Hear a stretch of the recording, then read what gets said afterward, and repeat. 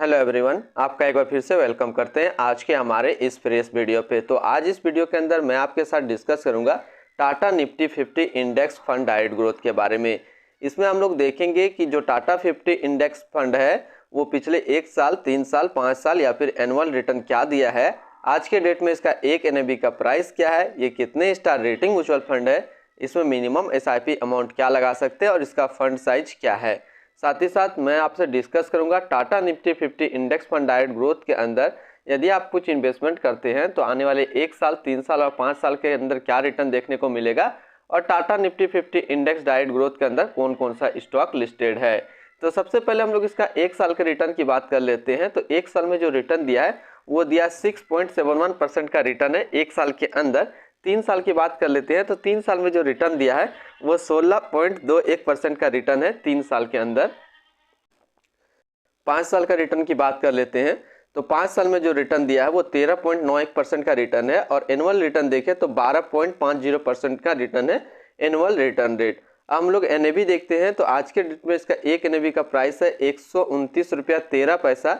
Rating की बात कर लेते हैं तो ये 3 स्टार रेटिंग म्यूचुअल फंड है। इसमें मिनिमम एसआईपी अमाउंट आप 150 रुपया लगा सकते हैं। इसका जो फंड साइज है वो है 479 करोड़ का। अब हम लोग रिटर्न कैलकुलेटर देखते हैं। रिटर्न कैलकुलेटर में देखेंगे यदि आप मंथली 5,000 रुपया इस म्यूचुअल फंड के अंदर इन्वेस्ट करते हैं तो 1 साल, 3 साल, 5 साल के अंदर आपको क्या रिटर्न देखने को मिलेगा। तो बात कर लेते हैं 1 साल का। तो 1 साल के अंदर जो आपका इन्वेस्टमेंट होगा वो होगा 60,000 रुपया, आपको मिलेगा 62,957 रुपया।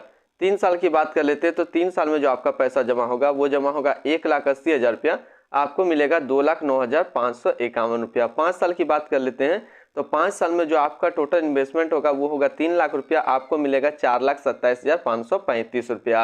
अब हम लोग होल्डिंग की बात कर लेते हैं तो इसके अंदर जो टोटल स्टॉक लिस्टेड है वो 50 स्टॉक लिस्टेड है, जिसमें से टॉप 10 पे हम लोग बात कर लेते हैं। तो टॉप 10 में पहला नाम आता है वो है HDFC bank limited, Reliance industrial limited, ICICI bank limited, Infosys limited, ITC limited, Larsen and टर्बो limited, Tata consultancy service limited, Axis bank limited, Kotak Mahindra bank limited, Bharti Airtel. तो ये टोटल टॉप 10 स्टॉक इसके अंदर लिस्टेड है। ऐसे इस म्यूचुअल फंड के अंदर जो टोटल स्टॉक लिस्टेड है वो टोटल 50 स्टॉक लिस्टेड है।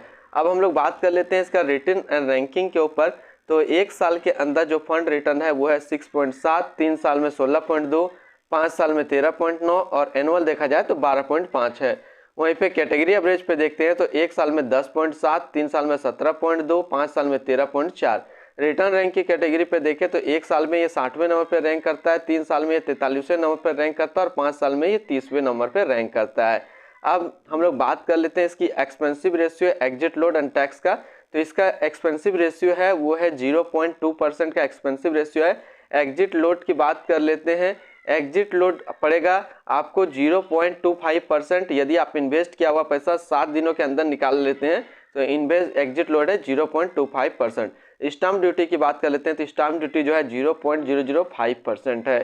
तो आज इस वीडियो के अंदर मैंने आपके साथ डिस्कस किया Tata Nifty 50 index direct fund के बारे में।